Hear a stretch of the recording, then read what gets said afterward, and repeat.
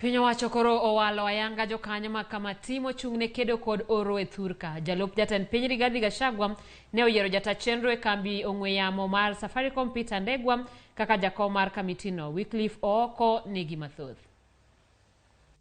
Ndalo mano kende tok jatend piny Kenya William Ruto loso kamati marango weche mag oro e thurka.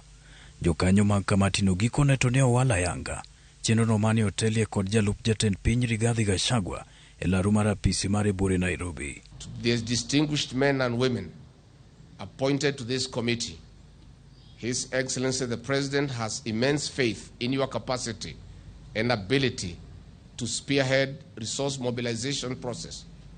Millions of Kenyans are looking up to you to deliver the promise that no life will be lost to hunger. Gachagua okwayo Jokenya duto machamo osara mondo chiw bath osachgi kaka solo mar konyo Jokenya makali midhiero mar oro kod kech. We as a government are making a special appeal to all Kenyans and various stakeholders who support us in saving the lives and livelihoods of our people.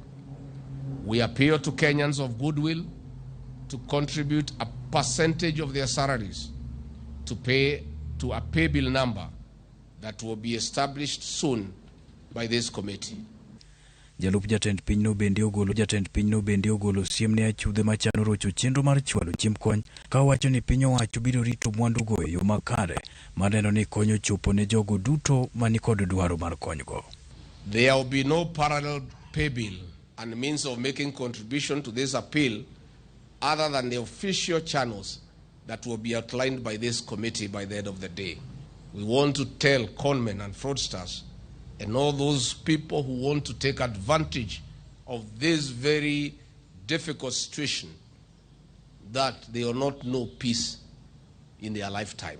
Kamati no ni kod ting' mar choko mwandu kod omenda ma itiyo godo e gayo oro kod kech ma osekelo midhiero e gwenge ma opogore e thurka.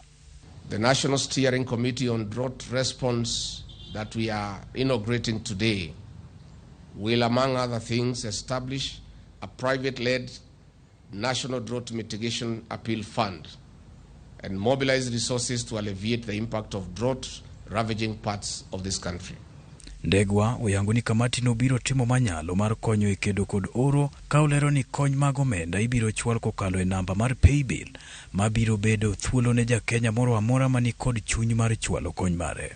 Under the leadership and the stewardship of the Deputy President, we look forward to incorporating all the necessary technical expertise needed in order to fulfill the mandate given to us by His Excellency the President. We remain cognizant of the urgent and immediate interventions needed to alleviate the suffering of those impacted by the current drought. Kamati no bende oting'o jata chenro e bengi mar Equity James Mwangi, nyawadgi mar Family Bank Rebecca Mbidhi kod jata chenro e kambi mar loso ndawa mar British American Tobacco Crispin Achola e kind jokanyo mamoko. Wycliffe Ooko, Ramogi TV.